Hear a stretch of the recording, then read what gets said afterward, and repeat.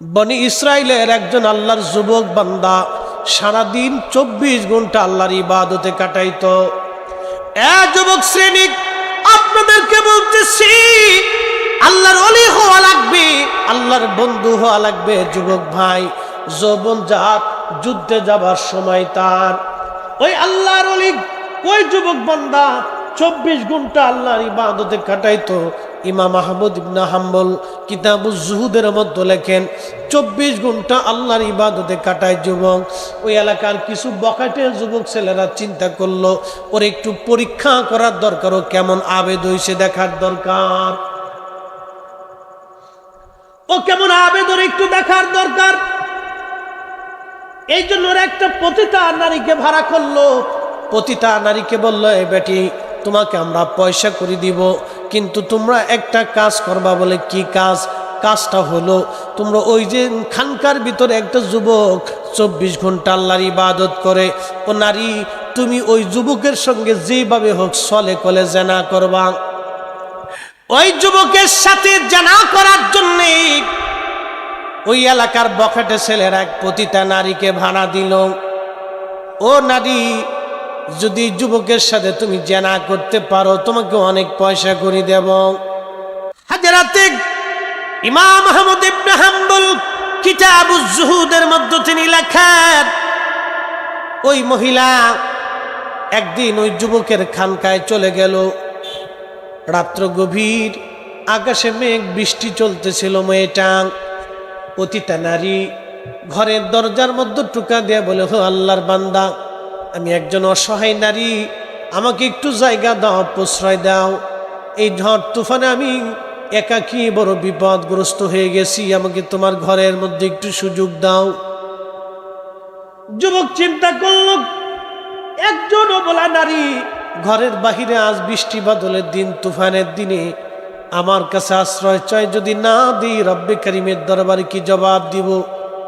তার চিন্তা হলো, আল্লাহর কাছে আমি কি জবাব দেব। সে দরজা খুলে পাশে এক জায়গা তার জন্য বিশ্রামের ব্যবস্থা করলেন। আর যুবক বাতি জ্বালাইয়া নামাজের মধ্যে দাঁড়াইয়া মুসল্লায় নামাজ পড়তে শুরু করলেন। একবার জোরে বলা যাবে কি মারহাবা। ঠিক এমন সময় ওই যুবকের চিন্তা তো আল্লাহকে খুশি করা, আর ওই মহিলার চিন্তা হলো এই যুবককে কি করে নিজের বশে আনা। কিন্তু মহিলা জানে না, এই যুবক তো যুবক, সেই যুবক আর এই যুবক এক যুবক না। ওই মহিলা ওই অবস্থায় সে তার অঙ্গভঙ্গি দিয়া পতিতা নারী, তো ওদের কাজই তো পুরুষে আকৃষ্ট করা।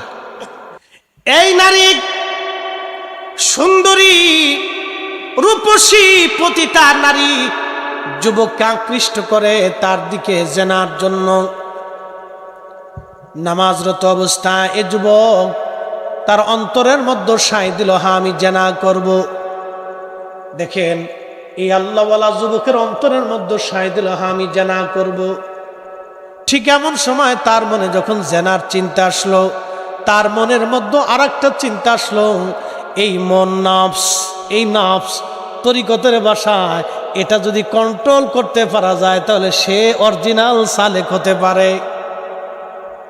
এই জন্য আমার পীর মুর্শিদ, আমার হুজুর কেবল একটা কথা বলতেন, বাবা হর হামেশা সদা সর্বদা আল্লাহর জিকিরে নিজের জিহ্বাখানা তুমি সিক্ত রাখবা। বাবা, যদি আল্লাহর জিকিরে তোমার নিজের জিহ্বাখানা সিক্ত রাখতে পারো, তাহলে তুমি হালাক হবে না, তোমার চিন্তা হবে না, তুমি জাহান্নামী হবে না।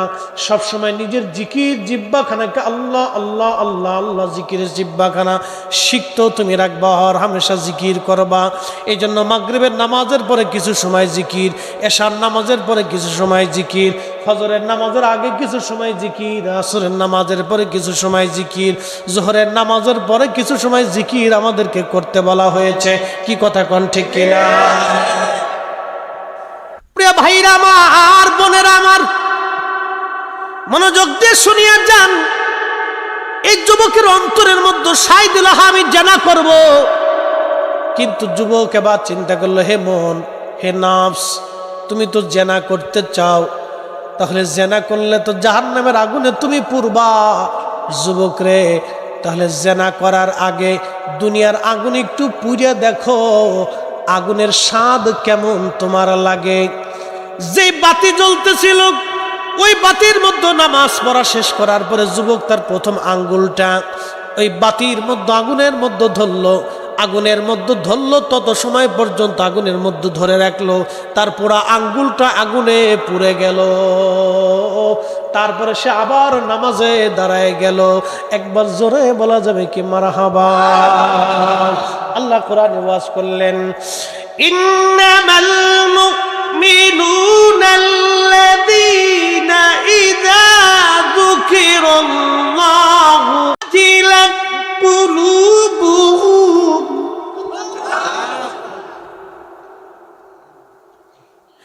ইন্নামাল মুমিনুনাল্লাযীনা ইযা যুকিরাল্লাহ। মুমিন তো তারাই, মুমিনের পরিচয় আল্লাহ কোরআন শরীফে দিচ্ছেন। মুমিনের পরিচয়, মুমিন তো তারাই যাদের অন্তরে আল্লাহর স্মরণ আসে। কার স্মরণ? কার স্মরণ? আল্লাহর স্মরণ আসে। মুমিন তো তারাই যাদের স্মরণে আল্লাহর স্মরণ আসে। আসার সঙ্গে সঙ্গে তাদের অন্তরটা আল্লাহর ভয়ে থরথর থরথর করে কাঁপতে থাকে। অন্তরটা আল্লাহর ভয়ে কাঁপে যে আমার কি করে আমি মিথ্যা কথা বলবো, কি করে আমি মানুষ ঠকাবো, কি করে মালে ভেজাল দিব, কি করে আমি অন্যায় করব, কি করে আমি খারাপ কাজ করব। আল্লাহর কোরআন বলে মুমিন তারাই যাদের স্মরণে আল্লাহর স্মরণ আসে। স্মরণ আসার সঙ্গে সঙ্গে আল্লাহর ভয়ে তাদের হৃদয়টা কাঁপতে থাকে, হৃদয়টা কাঁপতে থাকে। মুমিন তারাই। একবার জোরে বলা যাবে কে মারহাবা। ওই আল্লাহর বান্দা সে আগুনের মধ্যে নিজের আঙ্গুল ঢুকাই দিল। প্রথম আঙ্গুল দেওয়ার পরে আঙ্গুল পুড়ে গেল। সে আঙ্গুল পোড়ানোর পরে আবার সে নামাজে দাঁড়ায় গেল। নামাজে দাঁড়ায় যাওয়ার পরে তারপরে আবারও মহিলাটা অঙ্গভঙ্গি দিচ্ছিল। না না না, সে মহিলা অঙ্গভঙ্গি দেওয়ার পরে তার অন্তর আবার চিন্তা করলো না আমি জেনা করব। যুবক তো বারবার মন জেনার দিকে চলে যায়। আবার বলো অন্তর, তুমি জেনার দিকে নিজের মনটাকে ঝুঁকায় নিচ্ছ। আর জাহান্নামের আগুনে পুরার আগে দুনিয়ার আগুনে পুড়ে দেখো মজা কেমন। এই বলে সে দ্বিতীয় আঙ্গুলটা আগুনের মধ্যে ঢুকাই দিল। এরপরে আগুনের দ্বিতীয় আঙ্গুল পুড়ে গেল। আবার নামাজে দাঁড়ানোর পরে অন্তরটা আবার শয়তান ওয়াসওয়াসা দিল। কোরআন আল্লাহ বলেন, ইন্নাহু লাকুম আদুউম মুবিন, সে তোমাদের প্রকাশ্য দুশমন। আবার অন্তরটা থেকে জেনার দিকে ঝুঁকাই দিল। এবার সে আবার বলে না, ও মন, তোমার সঙ্গে আমার যুদ্ধ। জাহান্নামের আগুনে পুরার আগে দুনিয়ার আগুনে পুড়ে দেখো। সে তৃতীয় আঙ্গুলটা আবার আগুনের মধ্য দিয়ে দিল। এইভাবে 10টা আঙ্গুল সে পুরায় ফেললো সারা রাত। কিন্তু এই মহিলার সঙ্গে সে জেনা করলো না। আমার রব তাকে মহিলার ফিতনা থেকে বাঁচানোর জন্য ওই অবস্থায় মহিলার জান কবজ হয়ে গেল। একবার জোরে বলা যাবে আল্লাহু আকবার। খুব মনোযোগ দিয়েন যশোরবাসী। কঠিন পরীক্ষা তার জীবনে এসে গেল। ওই মহিলা মারা যাওয়ার পরে এই যুবক আল্লাহর ওলি বিপদগ্রস্ত হয়ে গেল। রাজার পুলিশ তাকে ধরে নিয়ে গেল। রাজ দরবারে বিরাট বড় বিচার।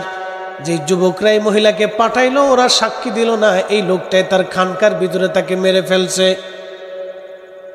বাদশা এবার তাকে ফাঁসি দিল। ফাঁসি দেওয়ার পরে ফাঁসি কার্যকর হলো। বাদশা তারে ফাঁসি দিবে। ফাঁসি দেওয়ার আগে জিজ্ঞেস করা হয়, তোমার কি কোনো স্বাদ বা স্বাদ আছে কিনা, তোমার জীবনের কোনো চাওয়া পাওয়া আছে কিনা বলো। তখন বাদশার লোকজন বলল, তোমার জীবনে কি কোনো চাওয়া পাওয়া আছে? তখন ওই আল্লাহর যুবক অলি বলতেছে, হ্যাঁ আমার জীবনে একটু চাওয়া আছে, আমার একটু সময় দেন, আমি 2 রাকাত নামাজ পড়ে আল্লাহর দরবারে মোনাজাত করব। একবার জোরে বলা যাবে আল্লাহু আকবার। ইয়া আইয়ুহাল্লাযীনা আমানু ইসতাঈনু বিস-সাবরি ওয়াস-সালাহ।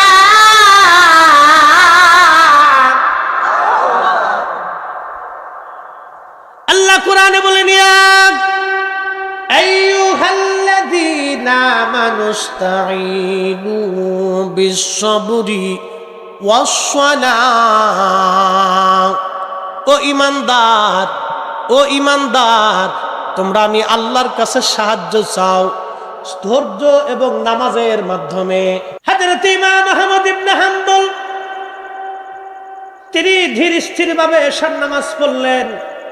এশার নামাজ পড়ার পরে তিনি বাকি নামাজ পড়বেন, কিন্তু না, অতিরিক্ত 2 রাকাত নামাজ পড়ে ইমাম আহমদ ইবনে হাম্বল রাহমাতুল্লাহি আলাইহি আল্লাহর দরবারে সেজদা শেষ করার পরে রব্বে কারীমের দরবারে 2টা হাত বাড়াই দিলেন।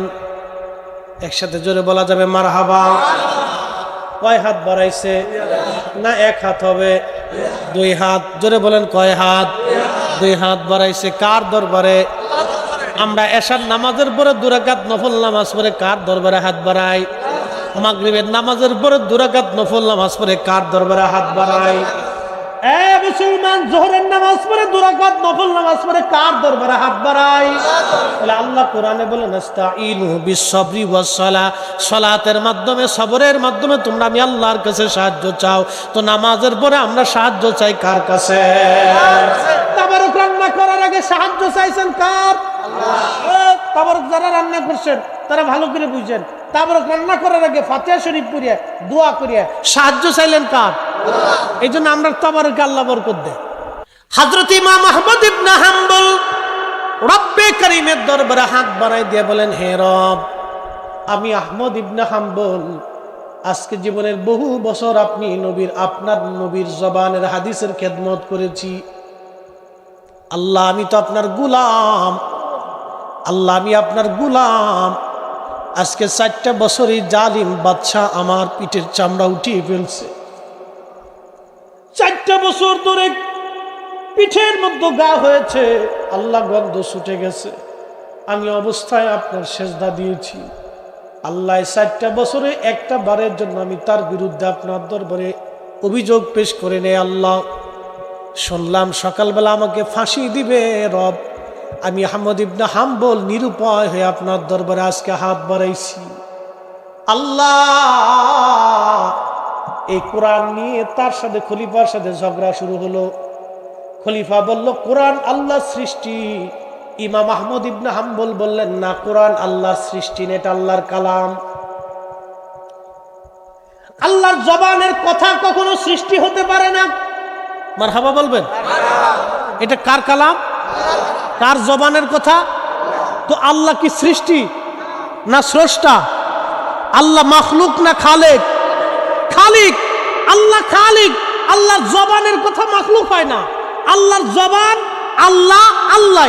আল্লাহর কথা আল্লাহর কালাম, এটা সৃষ্টি না, এটা আল্লাহর জবানের কালাম। একসাথে বলবেন না মারহাবা?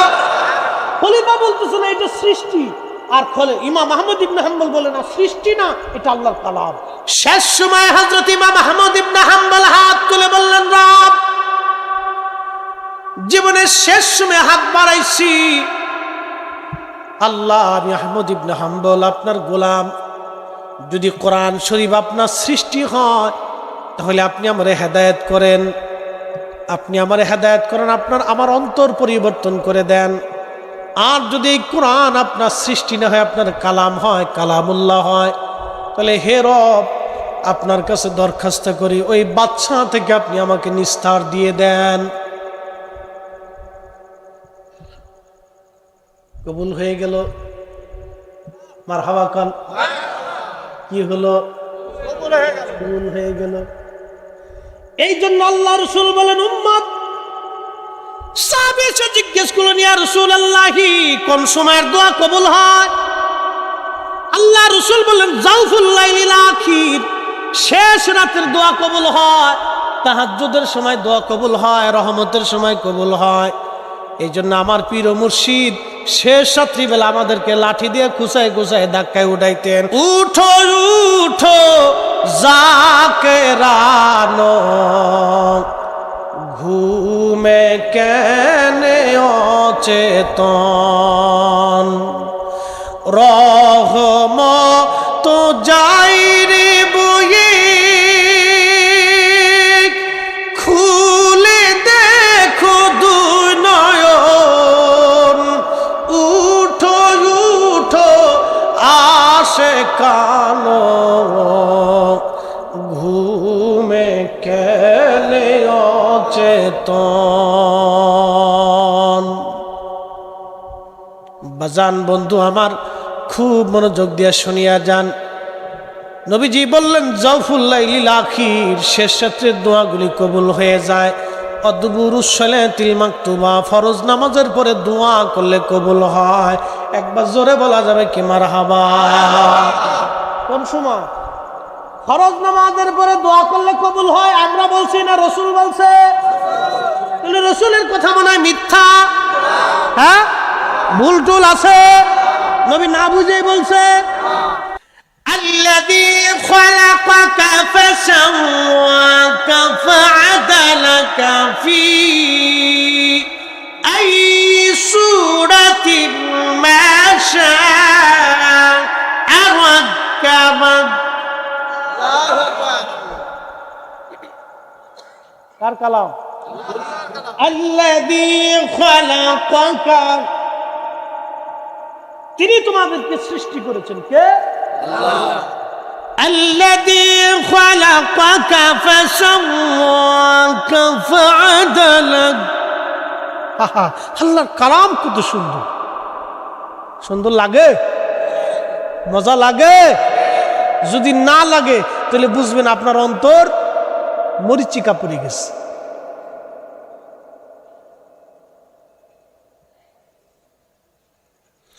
وَإِذَا تُلِيَتْ عَلَيْهِمْ آيَاتُهُ زَادَتْهُمْ إِيمَانًا।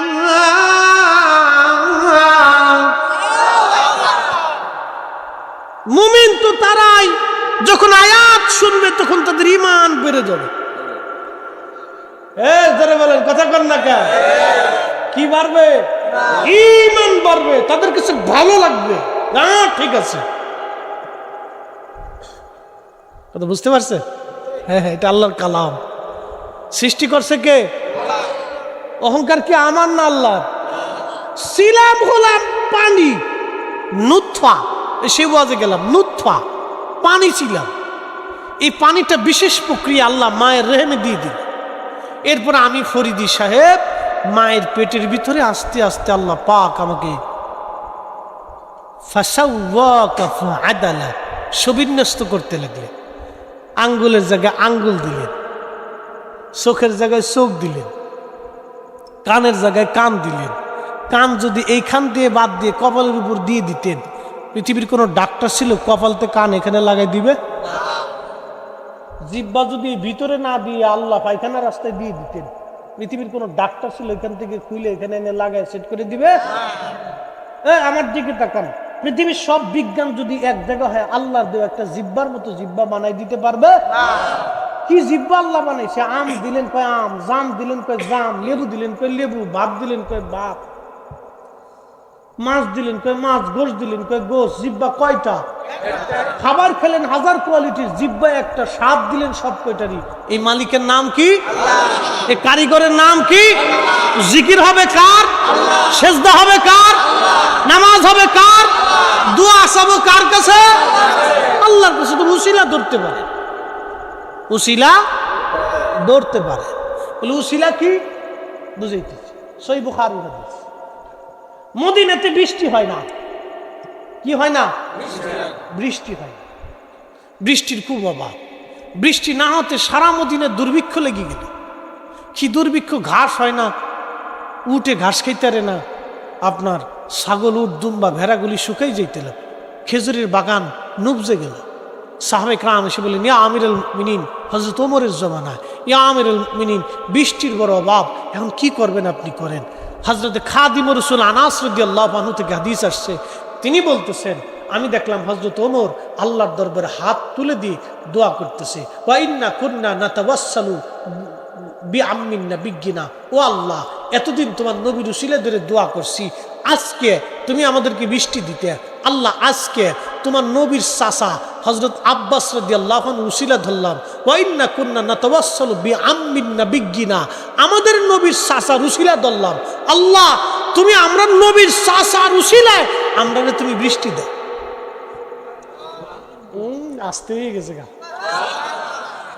কার উসিলা? আল্লাহর উসিলা না, বুঝেন নাই কথা, নবীজির চাচার উসিলা। চাইতেছে কার কাছে? আমরাও কার কাছে? না হাত উঠে খাজা বাবা আমরা দেন,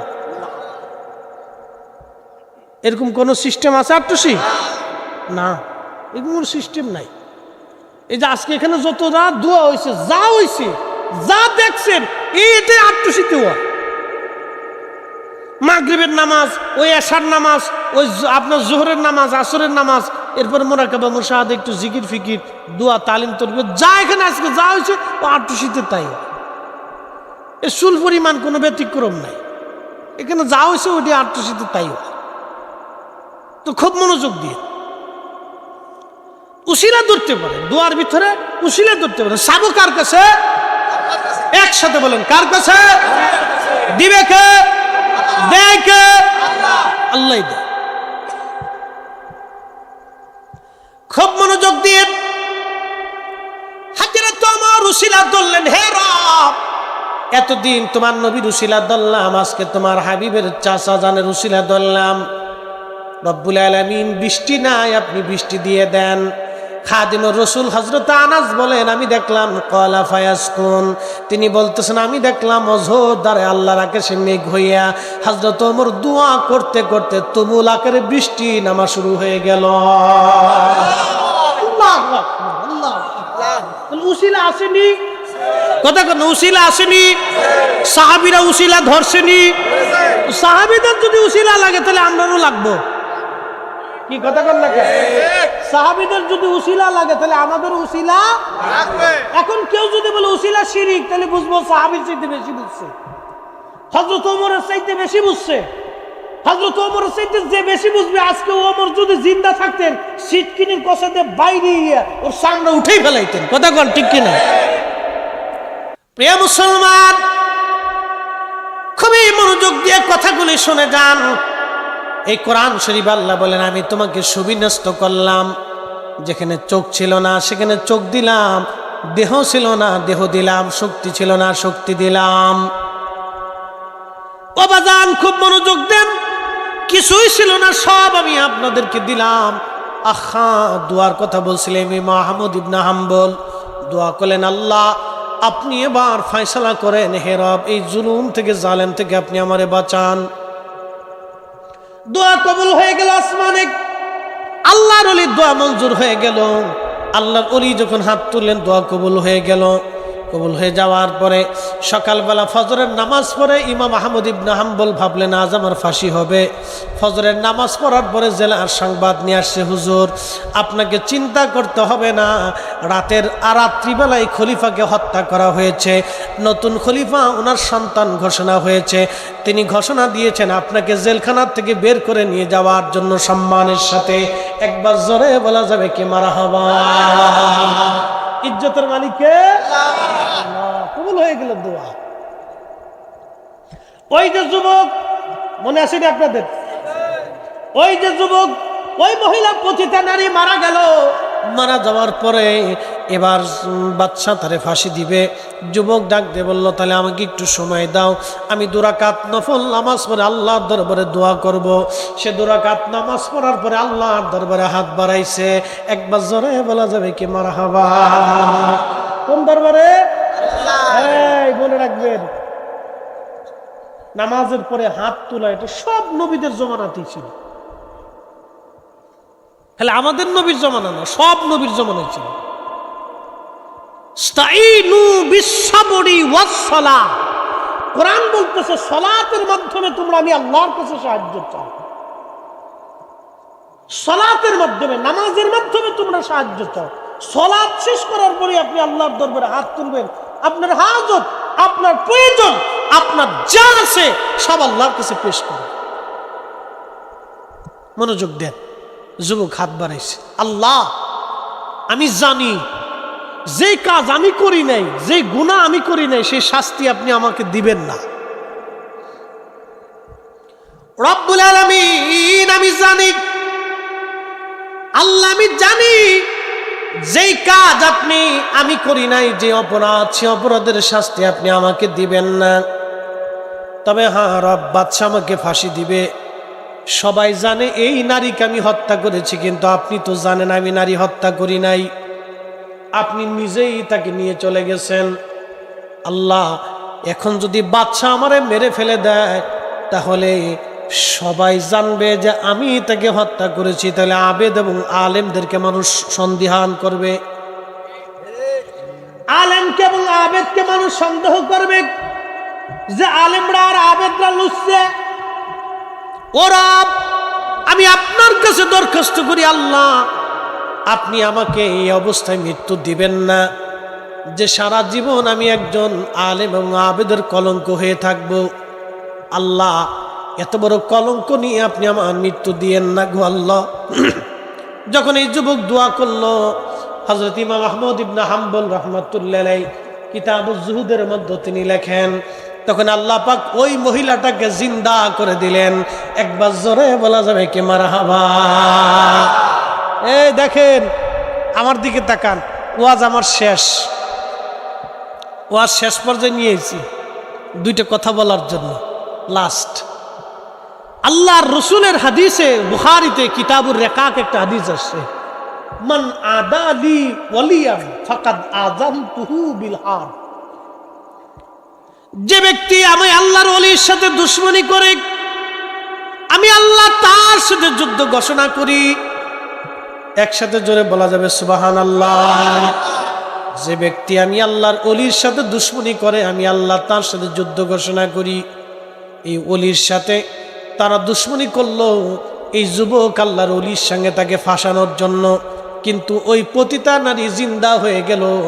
পতিতা নারী জিন্দা হয়ে বাদশাকে বলল, হে বাদশা, আপনি মনে করছেন এই যুবক আল্লাহওয়ালা ব্যক্তি আমাকে হত্যা করেছে?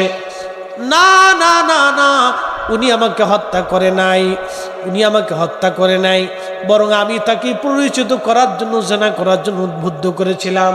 আল্লাহ আমার মৃত্যু দিয়ে দিয়েছেন, তিনি আমাকে যে হত্যা করেন নাই তার বাস্তব প্রমাণ। তার আঙ্গুলের দিকে তাকান, সে আমার সাথে জেনা করবে না বিদায় তার 10টা আঙ্গুল আগুনের মধ্যে পুড়াই ফেলেছিল।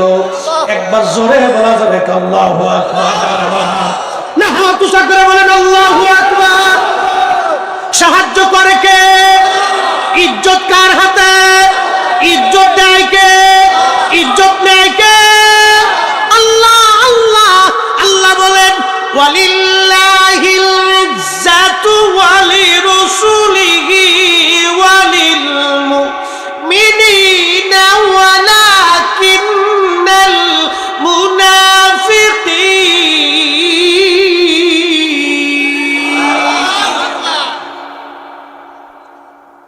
মুনাফিকরা ওয়ালিল্লাহিল ইজ্জাতু ওয়ালিরুসুলিহি। আল্লাহর কোরআন বলে, হুজুর আপনি বলেন ইজ্জত আমি আল্লাহর, সম্মান আমি আল্লাহর, ওয়ালিরুসুলিহি আপনি নবীর। ইয়া রাসূলুল্লাহ, ওয়ালিল মুমিনিন, মুমিনে কামেল যারা আল্লাহওয়ালা তাদের ইজ্জত। ওয়ালাকিন্নাল মুনাফিকিনা লা ইয়ালামুন, মুনাফিক যারা তারা বুঝে না, মুনাফিক যারা তারা বুঝে না, মুনাফিক যারা তারা বুঝে না। আমার বাড়ি ফরিদপুরের কানাইপুর, বেশি দূরে না। কালকে আপনাদের এখানে মাহফিল আসবে কে? নাসিরউদ্দিন যুক্তিবাদী সাহেব আসবে না? উনি হলো গোপালগঞ্জের, আর আমি হলো ফরিদপুরের, পাশাপাশি এলাকা। খুব সুন্দর ওয়াজ করে। আল্লাহ ওনাকে ভালো হায়াতের তৈবা দিয়ে ভালো ওয়াজ করার তৌফিক দিক, বলে না আমি মাঝে মধ্যে ওনার আলোচনা শুনি, ভালো লাগে। খুব সুন্দর যুক্তি উপস্থাপন করে, খুব মাশাআল্লাহ ভালো। আল্লাহ হায়াত দিক, দোয়া করি ভাইয়ের জন্য। তো খুব মনোযোগ দেন। আমার এই কানাইপুরে আমাদের এলাকায় এক ধনাঢ্য ব্যক্তি ছিল, তো ইনি চিন্তা করলেন, আটটুসি এত গরু ছাগল যায়, তো এত তো বিরাট বড় মেলা মিলেছে, তো আমি একটা মেলা মিলিয়ে দিই, পয়সা করি আছে। এ চিন্তা করছে আটটুসি মানুষ মানে গরু খালি খাইতে যায়। তো সে চিন্তা করলো, আটটুসি যেহেতু এত গরু ছাগল যায়, তা আমি একটু পাল্লা দিই। 80 দশকের কথা, আমাদের এলাকার খুব পয়সাওয়ালা লোক ছিল। ছেলে বলেরা, আরে রাস্তার এই পাশে তোরা দাঁড়ায় কি গল্প করস? বিতরায় ভাই বিতরায়। ওরা ছেলে বলে, ওরা বুঝে না, ওরা চিন্তা আছে লাস্টে খিচুড়ি দিবেন, ওটা খেয়ে চলে যাবে। কি কথা করল, ওখান চিন্তা হলো, ওখান নিয়ে তোলো খিচুড়ির টুকলার দিকে কোন সময় দিবে। ওরা চিন্তা আছে হুজুরে শেষ করে না, কে খুব কষ্টে আছে ওরা, ঠিক আছে না? ওদের চিন্তা হলো দেয় না কে, ই তাড়াতাড়ি শেষ করে না কে, কারণটা কি? যাই হোক, দেখছি, তোরা চিন্তা করিস না, দেখছি, একটু অপেক্ষা কর, আমরা দেখছি ইনশাল্লাহ। তো যাই হোক, এই লোকে সে হুজুরের সাথে পাল্লা শুরু করলো যে আমিও একটা মেলা মিলাম। এটা কইরা সে এরকম প্রত্যেক বছরে 2-4-5টা করে গরু জবাই দেয়, নিজের পয়সা আছে। লোকটা অনেক দিতে দিতে 40-50টা করে গরু জবাই দেয়, বিরাট বড় মেলা মিলে ফেললো। আল্লাহ তো সুযোগ দেয়, দেখি তুমি কি করো। কিন্তু তার উদ্দেশ্য তো খারাপ, তার উদ্দেশ্য ছিল আল্লাহর ওলির সাথে এসে পাল্লা দিবে। কিন্তু না, আল্লাহ বলেন, মান আদাদি ওয়ালিয়ান ফাকাদ আযানতুহু বিল হারব। ওলির সাথে দুশমনি করলে আমি আল্লাহ তার সাথে যুদ্ধ ঘোষণা করি। সে বুঝতে পারে নাই, সে যদি এমনি মাহফিল দেয় তাহলে কিন্তু কোনো সমস্যা নাই, কিন্তু সে পাল্লা দিতেছে যে পাল্লা দিব, কিন্তু আল্লাহর কাছে এটা ভালো লাগে নাই। আল্লাহু আকবার। আমাদের এলাকায় বাজান বহু মানুষ সাক্ষী, আল্লাহ তাকে মাফ করে দিন, দোয়া করি। লোকটা ধীরে ধীরে গরিব হইতে হইতে শেষ পর্যন্ত ভিক্ষা করত।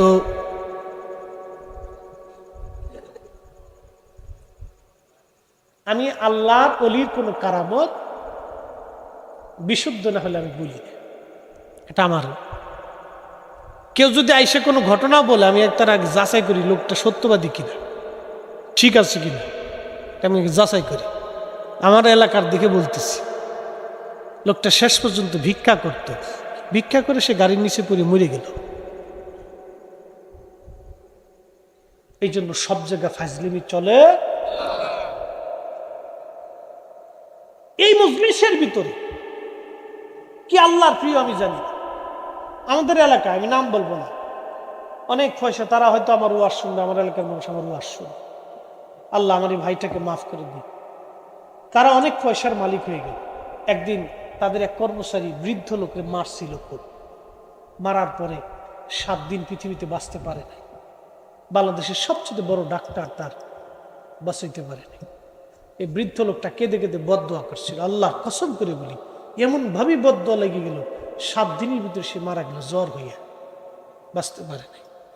আল্লাহ কখন কার পছন্দ করবে আপনিও জানেন না, আমিও জানি না। কি কতক্ষণ ঠিক কিনা? আমি বক্তা হয়েছি বিদায় বিরাট কিছু না। এই মজলিসের ভিতরে, এই বান্দাদের ভিতরে আল্লাহর এমন পছন্দের বান্দা আছে, যার জীবনে কোনো নেক আল্লাহর কাছে পছন্দ হয়ে গেছে, আল্লাহ তাকে মাফ করে রাখছে, কবুল করে রাখছে, আমি জানি না। তার সাথে বিয়াদবি করার কারণে আমার জীবনে তকদিরের পোকা এসে যেতে পারে। বাপ কথা কোন ঠিক কিনা? এই জন্য হিসাব করে পৃথিবীতে চলতে হবে। এটা অহংকারের জায়গা না, গর্বের জায়গা না, দিমাগের জায়গা না। এই জন্য আল্লাহ রসুল প্রত্যেকটা যুবককে শিক্ষা দিছে, মুরব্বীকে সম্মান করো। প্রত্যেকটা মুরব্বীকে শিক্ষা দিছে, যুবকদেরকে তোমরা ভালোবাসো, এইভাবে শিক্ষা দিছে। রাসূলুল্লাহ শিক্ষা ছিল প্রত্যেকটা যুবক মুরব্বীকে সম্মান করবে, প্রত্যেক সাধারণ মানুষ তারা আবেদদেরকে ইজ্জত করবে। এই জন্য আমরা আল্লাহর ওলিদেরকে ভালোবাসি। কি কথা বলেন ঠিক কিনা? আমরা কি বাসি? পাল্লা দিতে যাইয়া লোকটা শেষ পর্যন্ত ভিক্ষা করে গাড়ির নিচে করে মরে গেল। একসময় কোটিপতি, সে ভিখারি হয়ে গেল।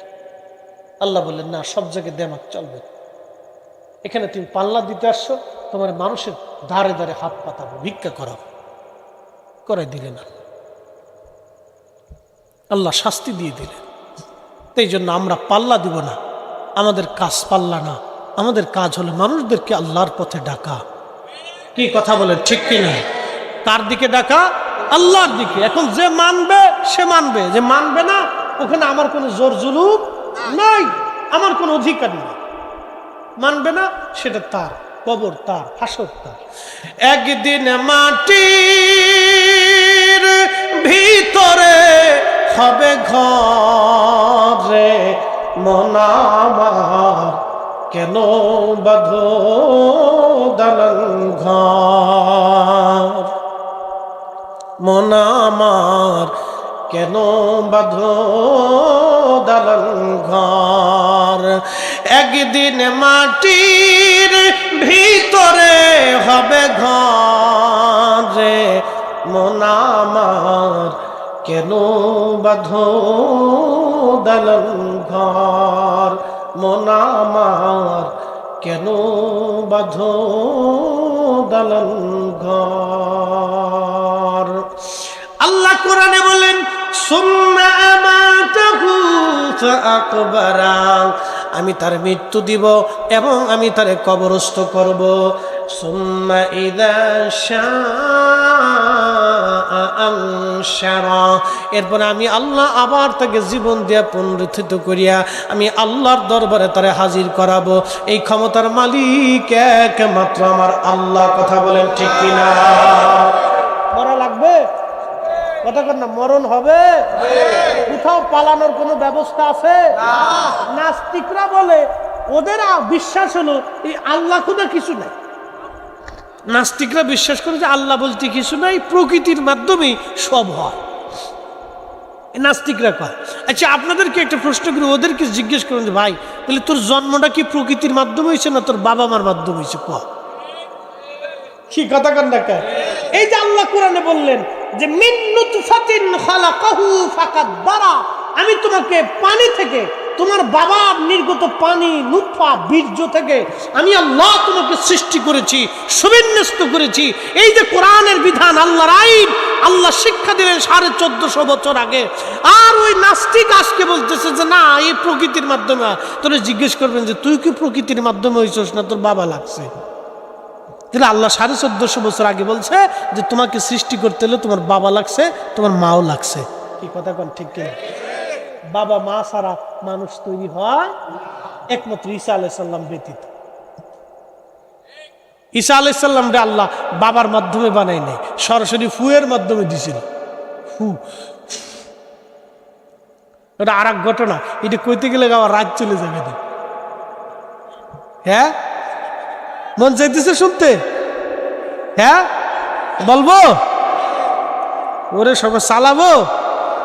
এ ফোনে 12টা বাজে, তাহলে 15 মিনিট ইনশাল্লাহ একসাথে বলি তো আল্লাহু আকবার। 15 মিনিট।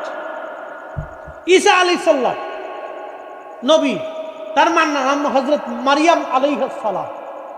মারিয়াম পৃথিবীর বিশ্ব সুন্দরীদের মধ্যে অন্যতম শ্রেষ্ঠ সুন্দরী। আল্লাহ তাকে অনেক সুন্দর করে বানাইছিলেন হযরত ঈসা আলাইহিস সালামের আম্মা জানকে। পবিত্রা, সতী, সাদিবা, তাহেরা, তাইয়্যিবা নারী ছিলেন। এতই পবিত্র ছিলেন যে পৃথিবীর কোন পরপুরুষ তার চেহারা দেখে নাই।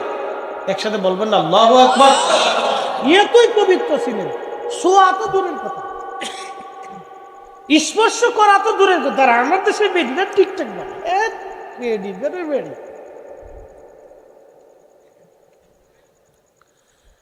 খুব মনোযোগ দিয়ে হযরত ঈসা রুহুল্লাহর মা জননী তিনার আম্মা জান হযরত হান্না মানত করলেন, আল্লাহ যদি একটা পুত্র আমাকে সন্তান দাও তা আমি মসজিদে বাইতুল আকসার খাদেম তারে বানাবো। হযরতে হান্নার দোয়া কবুল হয়ে গেল। মানত করলেন, মানত যে আমি আল্লাহর ঘর বাইতুল আকসার খাদেম তারে বানাই দিব, আল্লাহ যদি আমার একটা পুত্র দাও। অনেকে মানত করে আল্লাহ আমার যদি ছেলে দাও তো মাদ্রাসায় পড়াবো। কি কথা কন না কে? আবার অনেক সময় অনেক ছেলেরা ল্যাংড়া কানা বোবা হয়ে যায়, মা মানত করে আল্লাহ যদি ভালো হয় তো মাদ্রাসায় পড়াবো। কে ল্যাংড়াটার কানাটারে খালি মাদ্রাসায় দিবার চাই কে? কারণটা কি? খালি ল্যাংড়া কানা বোবাটার মাদ্রাসায় দিলে মানত করে লাইছে তো অনেকের মানত আল্লাহ কবুল করে লে।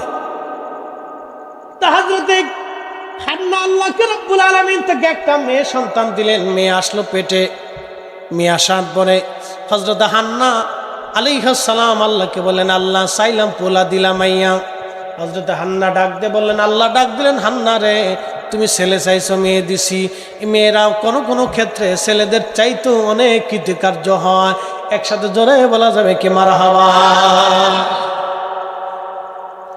হযরতে হান্নার এই কন্যা সন্তানের নাম রাখলেন মারিয়াম। মারিয়ামকে কোলে করে হযরত হান্নার স্বামীর নাম ছিল হযরত ইমরান আলাইহিস সালাম। ইমরান আলাইহিস সালাম। ইমরান আলাইহিস সালাম মারা গেলেন। হযরত হান্না তখন বাচ্চা প্রসব হলো। সন্তানটাকে নিয়ে তিনি বাইতুল আকসার সামনে চলে গেলেন। হযরত ইমরান আলাইহিস সালাম ছিলেন বাইতুল আকসার ইমাম। সন্তানকে কোলে করে নিয়ে ডাক দিছে, হে বাইতুল আকসার মুসলমান, আমি আপনাদের খতিব সাহেবের স্ত্রী। আমি মানত করেছিলাম যে আল্লাহ আমার একটা পুত্র সন্তান দিলে আমি এই ঘরের খাদেম বানাবো, কিন্তু আল্লাহ আমার একটা কন্যা সন্তান দিছে, আমি তার নাম মারিয়াম রাখছি। আপনারা আমার মারিয়ামকে কবুল করে নেন, এই মসজিদের খাদেম হিসেবে আপনারা কবুল করে নেন, আমার মারিয়ামের দায়িত্ব আপনারা নিয়ে নেন। তখন হযরতে উজাইর, আপনার কি বলে, হযরতে রাসূল ইমরান আলাইহিস সালামের আরেকজন, অর্থাৎ কি বলে আপনাদের দেশে যে আমাদের দেশে সুমন্দি নাকি ভাইরা ভাই মাশাআল্লাহ ভুলে গেছি ভাইরা ভাইয়ের কথা। তো ভাইরা ভাই হযরত ইমরান আলাইহিস সালামের স্ত্রী নিয়ে গেছে। নিয়ে যাওয়ার পরে এখন অন্য ইমাম যারা আছেন সবাই বলতেছে যে তালি মারিয়ামকে আমাদের দায়িত্ব দিয়ে দেয়। এখন এটা নিয়ে লাগছে বিরাট বড় ঝগড়া। মারিয়ামকে আমাদের দায়িত্ব দিয়ে দেন, সবাই দাবি করতেছে মারিয়ামকে আমাদের কাছে দিয়ে দেন। সবাই যখন দাবি করতেছে, এই দাবির প্রেক্ষিতে আল্লাহ রাব্বুল আলামিন সমাধান দিলেন যে তোমাদের তাওরাত যারা লেখো লোহার কলম দিয়ে, তখন লোহার কলম দিয়ে তাওরাত লিখতো, যে এই কলম তোমরা ছেড়ে দাও, এই কলম ছেড়ে দাও।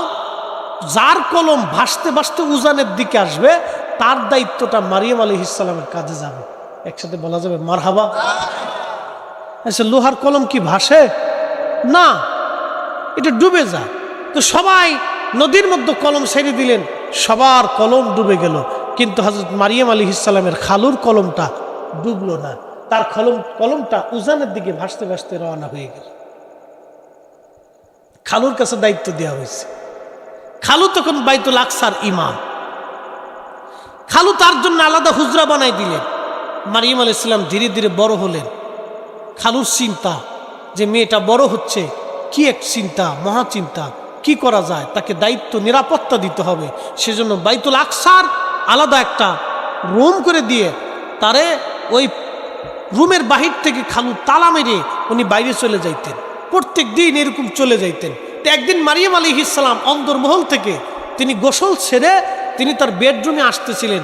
এমন সময় দেখলেন তার রুমের দরজার সামনে একজন সুদর্শন পুরুষ দাঁড়ায় রয়েছে, যুবক। মারিয়াম আলাইহিস সালাম ভয় পেয়ে গেছে।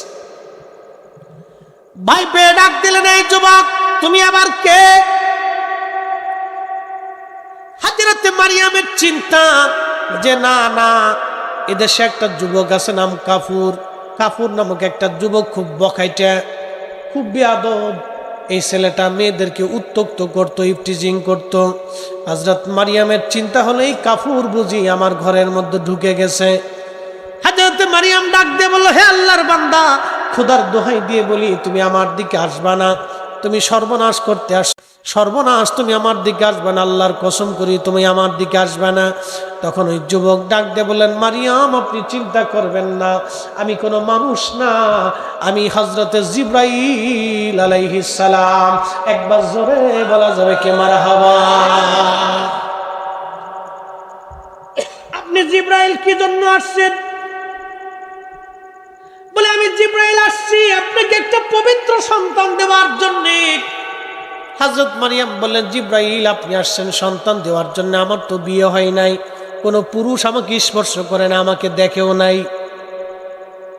সুবহানাল্লাহ বলবেন। মারিয়াম আলাইহিস সালাম বলতেছে যে কোনো পুরুষ আমাকে দেখে নাই, আমাকে। মারিয়াম এই কথা বলার পরে জিবরাইল বললেন, কুন ফায়াকুন, আল্লাহ যেইভাবে বলবে সেইভাবেই হবে। আপনি হাঁ করেন, আমি আপনাকে ফু দিব। হযরত মারিয়াম দূর থেকে হাঁ করলেন, জিবরাইল আলাইহিস সালাম দূর থেকে ফু মারলেন। ওই ফুয়ের মাধ্যমে হযরত ঈসা রুহুল্লাহ মায়ের পেটে চলে গেলেন। আল্লাহর পক্ষ থেকে সরাসরি রুহু একবার মার পেটে চলে গেছে জিবরাইলে ফুয়ের মাধ্যমে। এক আশ্চর্য নিদর্শন, আল্লাহ সরাসরি চলে গেছে। পবিত্র নারীর যখন আল্লাহ সন্তান দিয়ে দিলেন, হযরতে মারিয়াম আলাইহিস সালাতু ওয়াস সালাম মায়ের পেটের মধ্যে হযরত ঈসা রুহুল্লাহ চলে গেলেন। একসাথে জোরে বলা যাবে কি সুবহানাল্লাহ।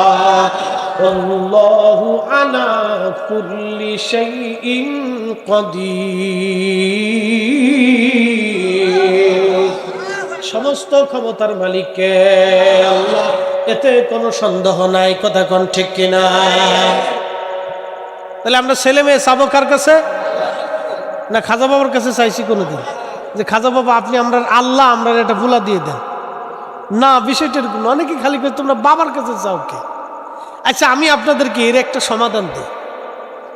আমি মসজিদের খতিব, আমার হাসনাবাদ হাউজিংয়ে 4 থেকে 5,000 মুসল্লি প্রত্যেক জুমাতে হয় আমার।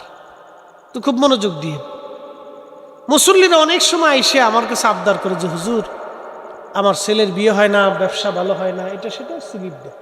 তা আমি এটা কাগজে সুন্দর করে দোয়ার আগে লিখি, ঢাকা তো লিখতে হয়, তো সুন্দর করে লেখা এই আমি কে কোন দোয়া কোন বিষয় দোয়া এটা লিখে সুন্দর করে রেখে দিই সাইডে, যাই নামাজের নিচে।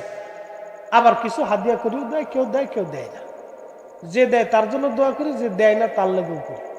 আর কন্যা যে হুজুর টিয়া পেয়ে দোয়া করতেছে না, দোয়া করি। তো মনোযোগ দেন। আমার কাছে অনেকে এসে দোয়া চাইছে যে হুজুর আমার 10 বছরের বাচ্চা কাচ্চা হয় না, আপনি একটু দোয়া করেন যাতে আল্লাহ আমার একটা সন্তান দেয়। আচ্ছা, সন্তান কি আমি দিব না আল্লাহ দিবে? আমার কাছে দোয়া চাওয়াটা কি তার অপরাধ? তো আমাদের অনেক জাকের ভাইদের ব্যবসা, বিদেশ যাত্রা, মামলা মোকদ্দমা, মেয়ের বিয়ে হয় না, বাচ্চা কাচ্চা হয় না, ক্যান্সার রোগ, ওষুধে ভালো হয় না, ডাক্তারের চিকিৎসা করে কিন্তু নিরাময় হয় না। এই বিপদে পড়ে হুজুর কেবলার সামনে যাইয়া হুজুরের কাছে নালিশ দিতে, হুজুর আমার এই সমস্যা, আমার এই প্রবলেম, আমার বাচ্চা কাচ্চা হয় না, হুজুরের কাছে আসছি। হুজুর একটা সমাধান দিতেন, একটা ওষুধের নাম বলতেন, ডাক্তারের কথা বলতেন, বা বলতেন বাবা ইবাদত করেন না, একটু খেদমত করেন, অপেক্ষা করেন। এই একটা সমাধান হুজুর কেবলার কাছ থেকে দিয়ে দিত। অনেকবারে না বুঝে সারা দেশে খালি প্রচার করছে, এরা আল্লাহর কাছে না চায়, খালি খাজা বাবার কাছে চায়। কি কথা কর না কেন? এগুলো অনেকে বলছে, বুঝে বলুক না বুঝে বলুক, আমার ভাইদের বুঝুর ভুল হইতে পারে। তো কটাক্ষ না, কটাক্ষ করা যাবে না। আমার ভাইদের বুঝুর ভুল হইতে পারে, তাদের রাগ করা যাবে না। কি কথা ঠিক কিনা? রাগ করা যাবে না, বুঝুর ভুল হইতে পারে। তো অনেকে হয়তো বুঝেও বলছে, না বুঝে বলছে, এটা তাদের ইচ্ছা। না বুঝে বললে আমার ভাইদের জন্য সাধুবাদ, যে বুঝার চেষ্টা করবেন। তা আমার কাছে আইসে প্রত্যেক জুমাতেই মানুষকে হুজুর এইটা সমস্যা, এইটা সমস্যা। তাহলে মানুষকে আমার কাছে চায় না আল্লাহর কাছে চায়? আল্লাহর কাছেই চায়, কিন্তু আমার কাছে বলতেছে হুজুর আপনি দোয়া করেন। তা আমরা হুজুর কেবলার কাছে বিপদে আপদে মুসিবতে পড়িয়া যায় নালিশ দিতাম, হুজুর আমার এই সমস্যা, আমার এই প্রবলেম, আমার এইটাই সমস্যা, এইটাই সমস্যা, হুজুর এর এই সমস্যা। হুজুর এক একজনে এক একটা সমাধান বাতলাই দিতে। সুবহানাল্লাহ বলা যাবে না? আমাদের ওই যে দরবার শিবি হোমিওপ্যাথিক ডাক্তার সাহেবের নাম কি? হুমায়ুন ডাক্তার। বাসা আছে না মারা গেছে? হুমায়ুন ডাক্তার কি বাসা আছে কিনা আমি কইতে মারা গেছে? ডাক্তার সাহেব মনে মারা গেছে, হুমায়ুন ডাক্তার। একদিন আমাকে বলতেছে ছোট এদিকে, তখন মাদ্রাসায় বলি, শোনো এদিকে আসো, তোমরা তো আমরা ছোট ভাই, তো তোমার একটা ঘটনা শোনে। বললাম কি ঘটনা ডাক্তার সাহেব বলেন তো? বলতেছে একদিন এক রুগী এসে ছেলেরা তার বাবারে ধরে নিয়েছে। এই লোকটা আপনার ওই মানে মুমূর্ষ, ডাক্তার বলছে সে 7 দিন বাঁচবে, ভালো মন্দ খাও, এই বাঁচবে না, হয়তো কিডনি লিভারে এই সমস্যা। আমার শ্বশুর আব্বা কয়েকদিন আগে কিডনির রোগে মারা গেছে। তো কিডনির একটা পজিশন আসলে, এমন একটা পজিশন আসে যে তার আর বাঁচানো যায় না, কোনো ডাক্তার ওষুধ দিয়ে কুলানো যায় না। তো তার কিডনি লিভার দোনোটাই নষ্ট। তো ওনার ধরে নিয়ে আসছে। তো তো উনি ডাক্তার সাহেব আমাকে বলতেছে, শোনো, ধরে নিয়ে আসার পরে তার ছেলেরা হুজরা শরীফের সামনে নিয়ে এসে সারেং সাহেব তখন ছিল, ফরাদবার আব্বা। সারেং সাহেব ছিল, সারেং সাহেব বলতেছে, হুজুর এই একটা লোক না নিয়ে আসছি, খুব অসুস্থ, কিডনি নষ্ট হয়ে গেছে, ডাক্তার বলছে 7 দিন হয়ে গেছে। তো হুজুরকে একটা ধমক দিছিলেন, বাবা মরা মানুষ নিয়ে এসেছেন, মরা মানুষ নিয়ে আসছে। তখন ওই ছেলেরা সাথে ছিল, ছেলেরা কান্দি দিয়ে বলতেছে, হুজুর আমাদের আব্বা মারা গেলে আমরা খুব অসহায়ের মধ্যে পড়ে যাই, তো হুজুরের কাছে আসছি, হুজুর যাতে একটু দোয়া করে দেন। তাদের ভাষায়, তাদের কথায় তারা বলছে। তো হুজুর কেবলা ডাক্তার সামনে ডাক দিয়ে বলেন, বাবা ওনাকে 7 দিনের 7 ডোজ একটা ওষুধের নাম বলে দিলেন, বাবা এগুলো ওনাকে দিয়ে দেন। ডাক্তার সাহেব আমাকে বলতেছে কি, বাবা ভাই আমি এই চেম্বারে বসা ছিলাম, তখন ওই চেম্বার ওইখানে, বলে আমি বসা, আমি তার 7 ডোজ, হুজুর যে ওষুধটা দিতে বলছে যেইভাবে আমি সেইভাবে দিচ্ছি। দেওয়ার পরে লোকটা চলে গেছে, নিয়ে গেছে তারে। ঠিক 7 দিন পরে 8 দিনের দিন লোকটা আমার চেম্বারের সামনে হাইটে যাইতেছে। সুবহানাল্লাহ বলবেন না? একসাথে বলেন আল্লাহু আকবার। শেফা করে কে? না, জোরে বলতে হবে। উসিলা আসেনি? আসেনি উসিলা? এত ওষুধ খাওয়াইলো কিন্তু কাজ হলো না, কিন্তু আল্লাহর ওলি বলে দেওয়াতে কাজ হলো, কারণ আল্লাহর কাছে উনি পছন্দনীয় ব্যক্তি। কথা ঠিক কিনা? আমি বললে হয়তো না, কিন্তু হুজুর বলাতে হয়েছে, কারণ উনি আল্লাহর কাছে পছন্দনীয়। তো খুব মনোযোগ দিয়ে হাইটে যাইতেছে। তা আমি তার ডাক দিয়ে বললাম, ভাইজান দাঁড়ান দাঁড়ান, সময় নাই, আগে হুজুর কেবলার কাছে যাইতে হবে। আমি পিছন পিছন গেলাম, যাই সে হুজুর কেবলার কাছে বসলো, হুজুরের কাছে কথা বললো, হুজুর কথাবার্তা বললেন, তারপরে খানা খাওয়াইলেন। হুজুর বললেন, বাবা যান খানা টানা খান। সে লোকটা খাইয়ে দিয়ে পরে শেষে আমার চেম্বারে এসে গল্প টল্প করিয়া সময় টময় কাটে, পরে সে কয়েকদিন থাইকে পরে বাড়ি গেল। এগুলো তো বাস্তব, এগুলো শিরিক না, এগুলো বেদাত না। একটা মুসিবতে পড়লে মানুষ ডাক্তারের কাছে যাবে, বিপদে পড়লে পুলিশের কাছে যাবে, টাকার দরকার হলে প্রতিবেশীর কাছে যাবে, খাবারের দরকার হলে ভিক্ষুক আপনার কাছে চাবে। কি বাবা, কথা ঠিক কিনা? ভিক্ষুক তো চাবে, বাবা দয়া করে কিছু দেয়। এটা ভিক্ষা, শিরিক না, এটা চাবে। প্রকৃত দেওয়ার মালিক একসাথে বলেন কে? কে? সন্দেহ সন্দেহ নাই। ওয়াজ লম্বা করবে। যোগ শ্রেষ্ঠ মহাবলী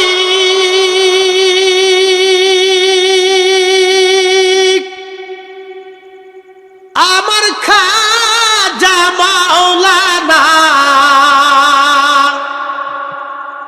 এক নজর দেখলে যারে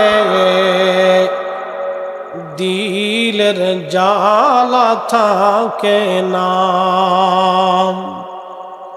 এসেছেন যত নবী সকলের ইমাম, সালাম নবী তোমায় হাজারো সালাম, ইয়া নবী সালাম।